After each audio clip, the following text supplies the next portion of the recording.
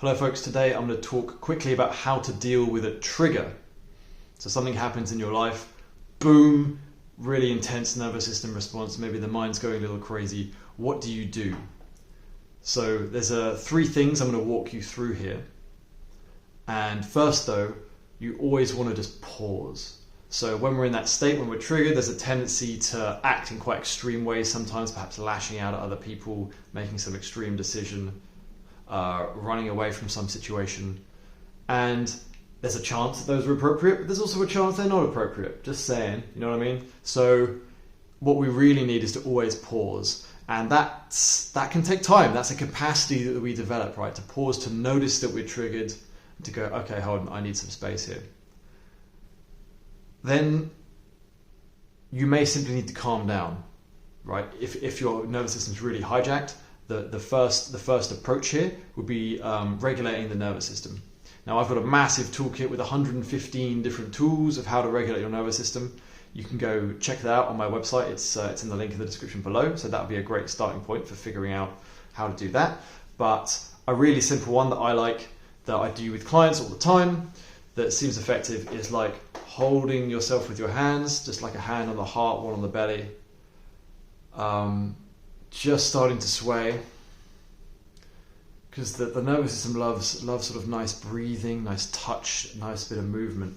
So with this warm touch, you can just rub it a bit, just swaying, and just breathing, breathing slow.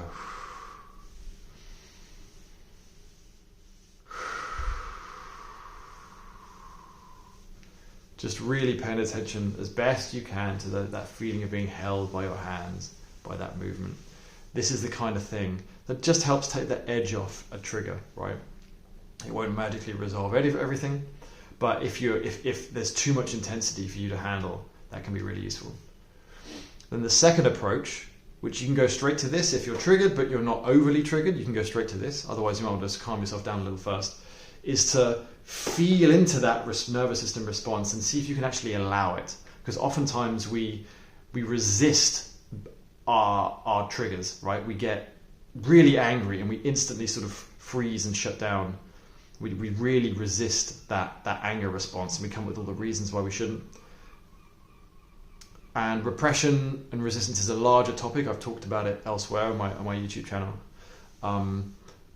So just in short, see if you can lean into that survival response, because it's coming up and it wants to be felt, it wants to be allowed, it wants to move. And in fact, we stay more triggered when we resist it, right? So if there's anger coming up, see if you can just slowly allow some of that anger to come through. Don't hold it back. Don't let it explode either, but find that middle way where there's some movement of the body. Maybe you can use some sounds just to allow that anger to be here.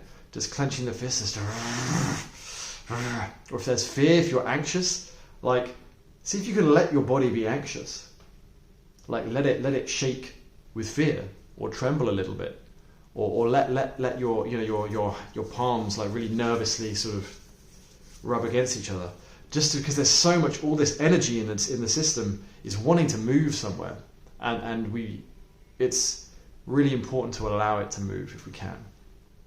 So that'd be the second approach. It's almost just allowing that movement of the nervous system. The third part is turning around and almost like seeing what it is within you that's causing you to be triggered by something outside. Like this is getting towards deconstructing the trigger, inquiring into why it's come up, so that you can sort of integrate it, and you won't be as triggered in the future by a similar situation. So when we get triggered, we often think the cause is outside of us. We think it's that person triggered me, it's their fault. That event triggered me, it's the fault of that event.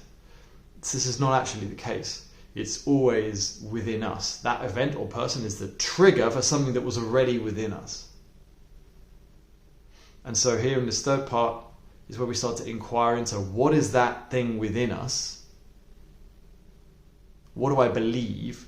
What is in my system such that I was triggered by this event?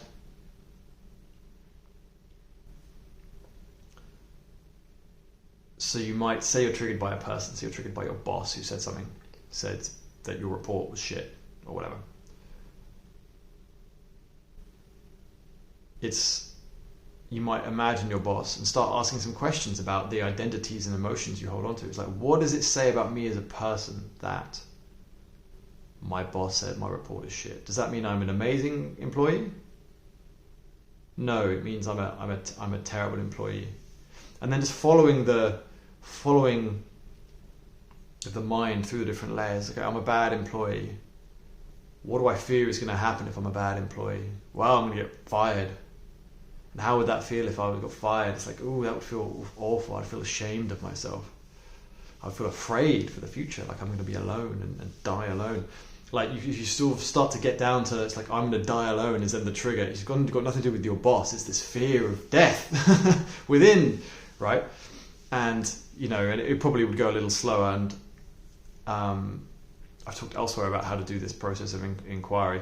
But just to give you a quick flavor. It's that fear of death within. I know this sounds a little dramatic. That's actually the cause of the trigger.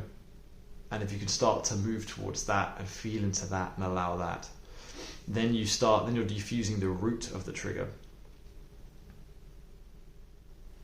And that is what will give you the most freedom from it. Because you're chopping it off, chopping down a tree at the trunk rather than hacking away at the leaves. Like if you try to chop down a tree by hacking away at the leaves, you can see you're not going to get very far.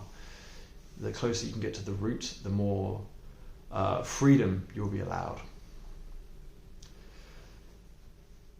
Cool. So just a quick recap. You want to just pause. It's like, oh shit, I'm triggered. Noticing that. I probably could have said as well, just discerning what's actually happening in the body. Like, what emotions am I feeling? What sensations am I feeling? What thoughts are coming up? Then you can soothe the nervous system, regulate it. Many different ways of doing that. Then you can sort of allow some of that survival response, allow that triggered energy to move. And then thirdly, you can start to inquire into like, what are the root beliefs and fears and wounds and so on that are causing me to be triggered. I do work with folks one-on-one, helping them do this stuff. So send me a message or just reach out if that sounds of interest. If you want some support, we'll be very happy to help out. Peace out. Bye.